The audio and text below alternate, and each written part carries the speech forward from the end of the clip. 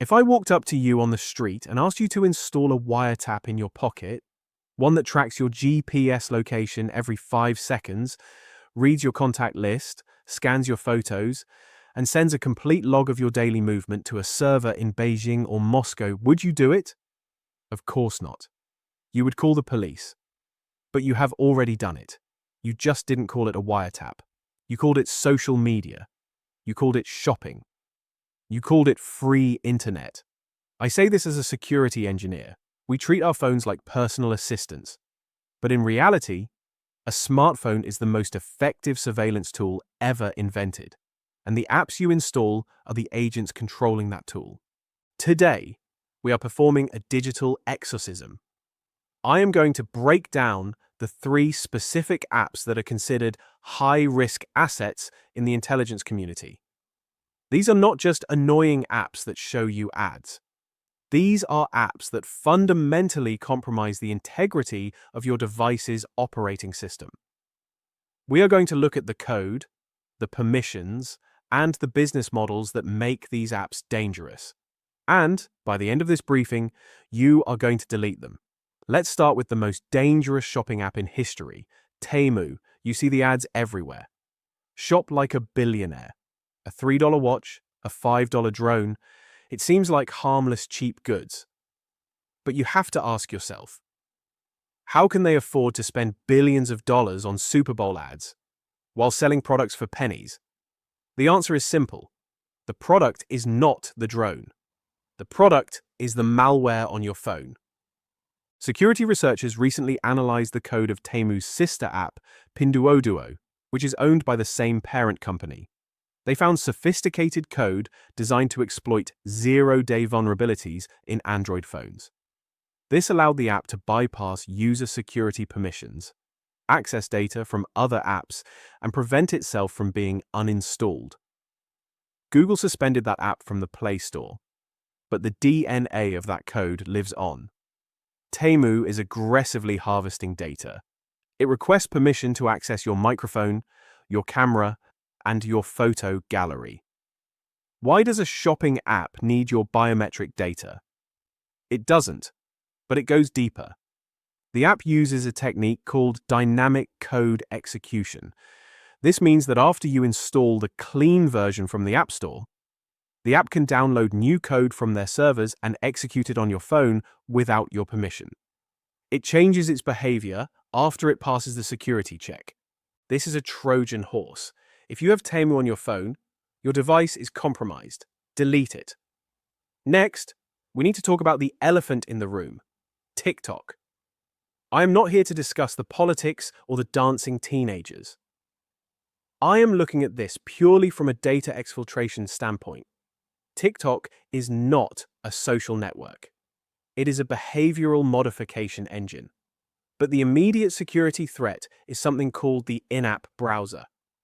When you click a link inside TikTok, maybe a link to a product or a news article, it does not open in Safari or Chrome. It opens inside TikTok's own custom browser. Security research has shown that this internal browser injects JavaScript code into every website you visit.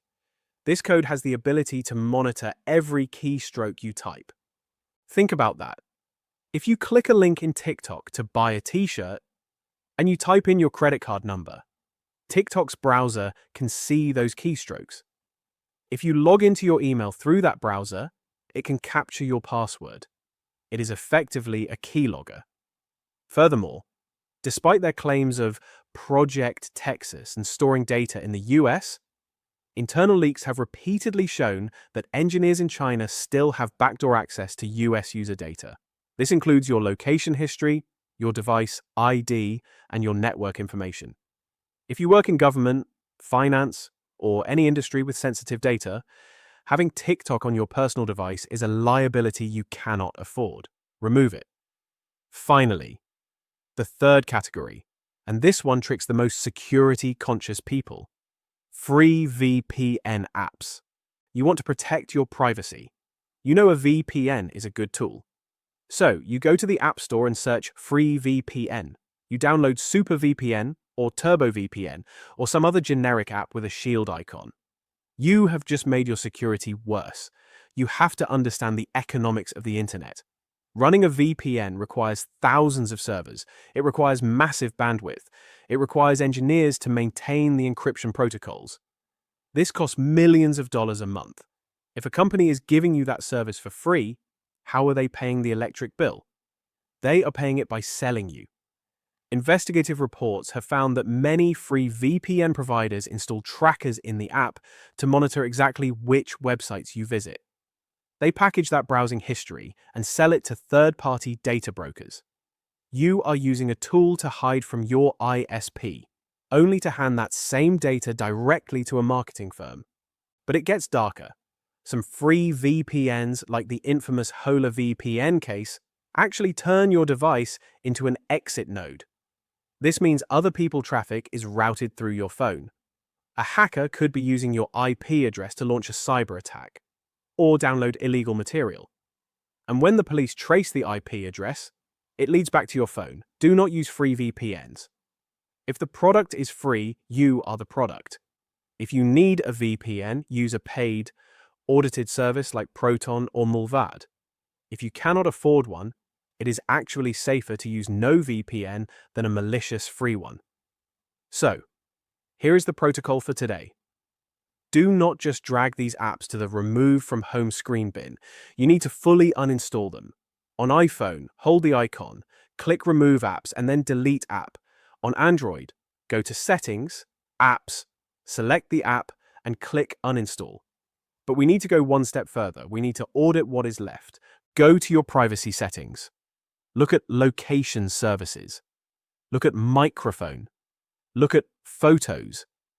If you see a flashlight app that has access to your location, delete it. If you see a calculator app that has access to your contacts, delete it. This is called least privilege. No app should have access to data it does not need to function. To help you secure your device properly, I have created 2 specific resources for you. First, I have published the High Risk App Database 2026. I cannot list every dangerous app in this video, so I put the top 50 worst offenders, including the spyware hidden in beauty filters and PDF scanners, into a single document. Second, I have uploaded my smartphone hardening guide. This is a step-by-step checklist of the 5 settings you need to change immediately on iOS and Android to lock out advertisers and trackers. You can download both of these for free at our intelligence hub, ThreatNetCC.com. This is not about paranoia, it is about ownership. You paid $1,000 for that device in your pocket. It should work for you, not for a data broker in a foreign country. Take back control. If you deleted even one app during this briefing, or found this information useful, subscribe to the channel. Like this video today to help us grow this channel. We are building the most informed community on the internet, highly informed and strongly secured. I'm Morgan Vector, your trusted cybersecurity resource, securing your digital perimeter.